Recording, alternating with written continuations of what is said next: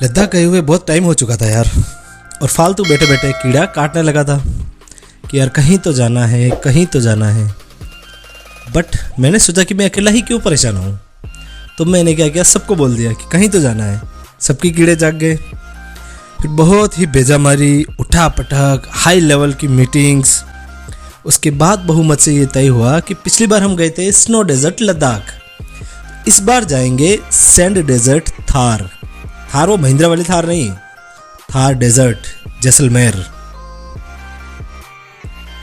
जब उच्च स्तरीय मीटिंग में तय हो चुका था कि थार डेजर्ट जाना है, तो मैंने भी अपनी जावा की टेस्टिंग शुरू कर दी। क्योंकि लद्दाख तो लेके जा नहीं पाया, तो मैंने सोचा क्यों ना इसको थार डेजर्ट ही ले जाया जाए। बस तैयारियां पूरी हो चुकी थी और वो दिन भी आ ही गया था कि जब हमारी बटालियन को कूच करना था जैसलमेर के लिए। बहुत आसानी से जर्नी शुरू भी हो गई थी, बहुत अच्छे से चल भी रही थी। अच्छा। बट मैं ये भूल चुका था कि मेरी कोई भी जर्नी, कोई भी काम इतना आसानी से कभी नहीं हो सकता। मुझे नहीं पता था कि जो इतनी स्मूथली जर्नी स्टार्ट हो चुकी है ना, वो आगे जाके बहुत ही भयंकर रूप लेने वाली है। तो फ्रेंड्स, देखते हैं आगे क्या होता है। क्या हम ये जर्नी पूरी कर पाते हैं या नहीं कर पाते, और कौन कौन से ऐसे ट्विस्ट आ रहे हैं जो हमारी लेने के लिए बैठे हुए हैं। जैसे ही हमने जोधपुर क्रॉस किया तो मेरी जावा हो चुकी थी ख़राब। अब वो स्टार्ट नहीं हो रही थी। सब ने अपने अपने ज्ञानी दिमाग को लगा लिया, दादी माँ के नुस्खों को लगा लिया, पर कुछ भी नहीं हुआ। फिर मीटिंग बिठाई गई और ये डिसाइड हुआ कि गाड़ी को मेरे भाइयों को बुलाया जाए, उनको दे दिया जाए और मैं भगवान के साथ बाइक पे शिफ्ट हो जाऊं। तो जावा को भाइयों को हवाले कर दिया और हमारे कॉन्वॉय आगे बढ़ गया। रास्ता जितना हमने सोचा था ना, उससे कहीं ज़्यादा खूबसूरत था और बहुत ही ज़्यादा लंबा भी था। इस बार भी हमारे पास तैयारी के नाम पे सिर्फ कपड़े थे। फिर हमने भोलेनाथ का नाम लिया और बढ़ गए कि जो होगा देखा जाएगा। जैसे तैसे रात को हम जैसलमेर पहुंच गए। होटल पहुंचे तो ऐसी फीलिंग आ रही थी कि यही हमारा सुनारगढ़ है और हम यहाँ के हम ही राजा हैं बस। फिर हमने अपनी भावनाओं को काबू किया। हम अपनी औकात पे आए और रूम में चले गए। खाना वाना खाया और बस लग गए जो बटालियन करती है, शूटिंग। अरे रुको रुको रुको, गोलियों की शूटिंग नहीं, पिक्चर्स की shooting, photo click, video click.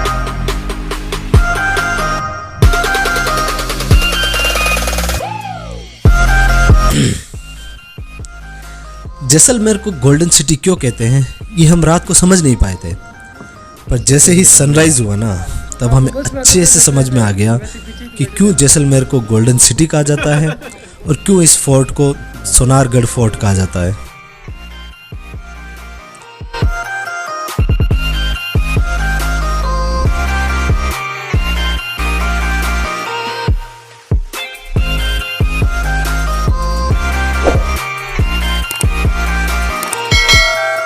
यहाँ का डेजर्ट देखा तो एक ही बात याद आ रही थी बस, घोड़ा कीजिए काठ का, पग कीजिए पाषाण, बख्तर कीजिए लोह का, जद पहुंचे जैसाण। सनराइज देखने के बाद हमने नाश्ता किया। आज हमारा प्लान ये था कि हमें जैसलमेर से जाना है तन्नोट माता, वहाँ से जाना है हमें लोंगेवाला बॉर्डर, फिर वहाँ से जाना है हमें सम में, जहाँ हमें कैंप्स में नाइट स्टे करना है। ये अराउंड होने वाला था 275 किलोमीटर के आसपास। तो बस हम नाश्ता करके निकल पड़े। ऐसे देखा जाए ना, तो जैसे ही जैसलमेर का नाम सुनते हैं तो हमारे दिमाग में बस दो ही चीज़ें आती है, एक तो डेजर्ट, दूसरा डेजर्ट का जहाज, रेगिस्तान का जहाज, कैमल। पर ऐसा नहीं है, जैसलमेर और भी बहुत सारी चीज़ों के लिए फेमस है। आज मैं आपको बताऊंगा जैसलमेर के कुछ ऐसे ही अननोन फैक्ट्स जो शायद आपको पहले पता ना हो, इसलिए इस वीडियो को अकेले में बैठ के देखिए ताकि कोई आपको डिस्टर्ब ना कर सके। जैसलमेर 1971 के वॉर के लिए बहुत ही ज़्यादा फेमस है। यहाँ पे हमारे सैनिकों ने, हमारे फौजियों ने पाकिस्तानी आर्मी को दौड़ा दौड़ा के मारा था और दूसरा जो जैसलमेर फेमस है वो है परमाणु बम के परीक्षण के लिए, जो इंडियन गवर्नमेंट ने पोखरण में किया था, वो यही जैसलमेर में है। इसके अलावा जैसलमेर का बहुत ही हिस्टोरिक महत्व भी है, जो मैं जैसे जैसे हम आगे जाएंगे वैसे वैसे आपको बताऊंगा। ये वैसे था तो विंटर सीजन, बट सूर्य देवता अपने प्रचंड अवतार में थे इस बार। पर यह गर्मी तब और बढ़ गई जब हमारे कॉन्वॉय का एक बाइक क्रैश हो गई और हमारे 2 जवान घायल हो गए। भगवान का शुक्र है कि ज़्यादा कुछ लगी नहीं, थोड़े से छीले थे साइडों से। बस प्राथमिक उपचार किया हमने और निकल पड़े वापस। थोड़ी देर तो माहौल ऐसे रहा सीरियसनेस वाला, सब ऐसे सीरियस हो रखे हैं, कोई किसी से नहीं बोल रहा, बस बाइक चलाए जा रहे हैं। फिर हमें लगा ऐसे तो काम चलेगा नहीं यार, कब तक ऐसे रंडी रोना रोते रहेंगे। बस फिर क्या था, फिर से बकचोदिया शुरू। किसी ने सच ही कहा है, दोस्तों के साथ आप कभी भी अपने गम को याद नहीं कर सकते, कभी भी अपने दुख दर्द को याद नहीं कर सकते। वो पहली बात तो वो याद आने नहीं देंगे, और अगर याद आ भी गई गलती से और अगर आपने उनको सुना दिया ना, तो वो जो मज़े लेंगे ना, तो आपको ये लगेगा कि जो इनके सामने मैंने बताया, जो गिरे थे हमारे जवान, वो भी अपना दर्द भूल चुके थे। गिरते पड़ते हम पहुंच चुके थे माता रानी के दरबार में, तन्नोट माता में।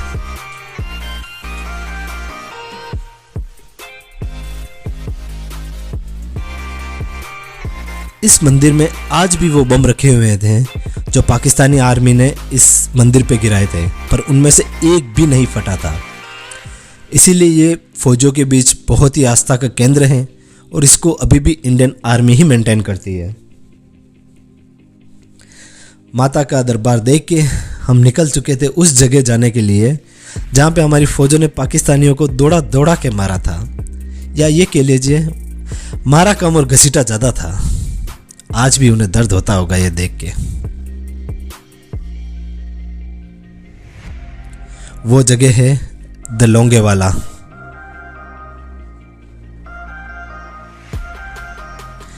लोंगेवाला वार म्यूजियम में हमने हमारे जवानों की जो गाथा सुनी ना, तो बस हमारे रोंगटे खड़े हो गए। ऐसा लगने लगा कि बस यहीं से निकलना है और सीधे बॉर्डर पे जाना है और पाकिस्तानियों को मार के आना है। फिर हमने हमारे जज्बातों को काबू किया, तब याद आया कि यार ये तो पीस टाइम चल रहा है, पाकिस्तान वैसे भी मरने की कगार पे ही है अभी। तो हमने युद्ध का आइडिया ड्रॉप कर दिया और फिर आर्मी कैंटीन जाके थोड़ा नाश्ता किया और थोड़ा ठंडा पिया, जिससे हमारा दिमाग थोड़ा ठंडा हो जाए, और बस निकल पड़े सैम ड्यून्स के लिए, जहाँ हमें मिलने वाले थे कुछ और सरप्राइजेस जो मैं आपको वीडियो में आगे बताऊंगा। सन ड्यून्स में हमें पहुंचना था वैसे सनसेट होने से पहले। एक बहुत अच्छी बात मैंने कहीं सुनी थी कि दौरों में आए और आपने सनसेट नहीं देखा तो क्या खाक जैसलमेर देखा। पर शायद ये बात नॉर्मल लोगों के लिए कही गई होगी। और हमारा जो कॉन्वॉय था ना, वो अल्ट्रा लेजेंडों से भरा हुआ था, तो हम लोग टाइम पे पहुंच जाए तो ये बात कुछ हजम नहीं होती। एक बार को राहुल गांधी प्रधानमंत्री भी बन सकता है, उर्फी जावेद फुल कपड़ों में फोटो शूट करवा सकती है, और ये पाकिस्तानी जो मंत्री हैं वो अपने मुंह से हगना छोड़ सकते हैं, पर हम लोग टाइम पे पहुंच जाएं, ये हो नहीं सकता। पर फिर भी बहुत कोशिश करने के बाद हम इंडियन टाइम के अनुसार टाइम पे पहुंच चुके थे।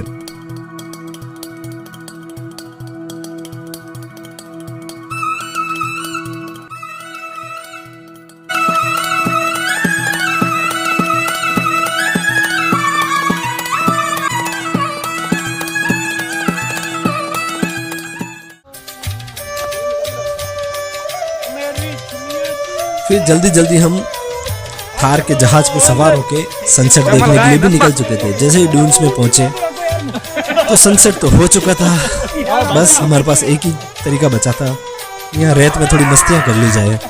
तो बस हो गई दोस्तों के साथ मस्तियाँ शुरू।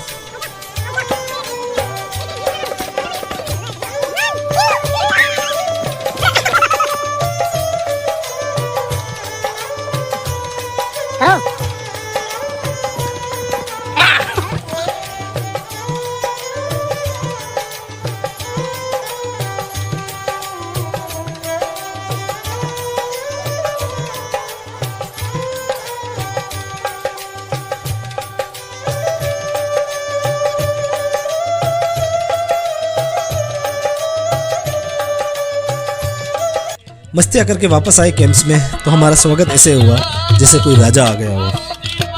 इतनी इज्जत की एक्चुअल में हमें आदत थी नहीं, क्योंकि हम दोस्तों के साथ रहते हैं सारा दिन। तो भाई साहब, दोस्तों के साथ कोई इज्जत नहीं होती आपकी। कोई जी लगा के बात भी कर लेना तो ऐसा लगता है साला बेइज्जती कर रहा है। फिर कैंप में पहुंच के रिफ्रेश होके बस बारी थी कैंप फायर की और फोक डांस की।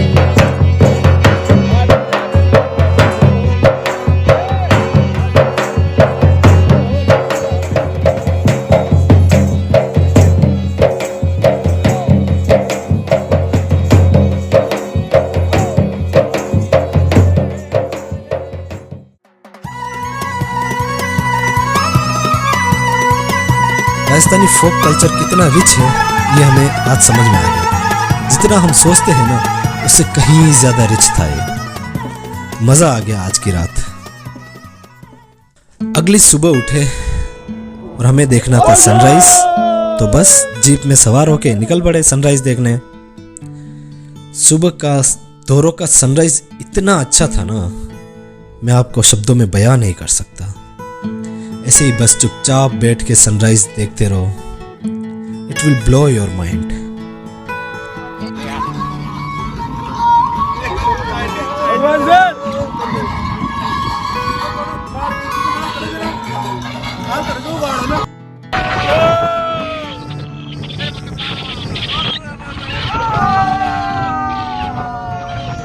फिर से जीप में सवार होके निकल पड़े कैंप्स के लिए।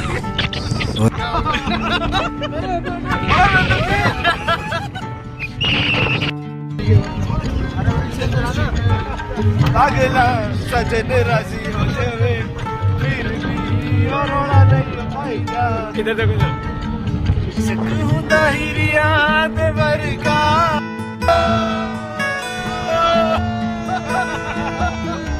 बस हमारा कॉन्वॉय तैयार था आगे जाने के लिए। जीप सफारी में गांड का जोर लगा के चीखे निकालने के बाद हम लोग निकल पड़े थे इस दिन के उजाले में भूतों का पता ढूंढने, एक भूतिया गांव को देखने जो भारत का सबसे बड़ा हॉन्टेड प्लेस है, कुलतरा।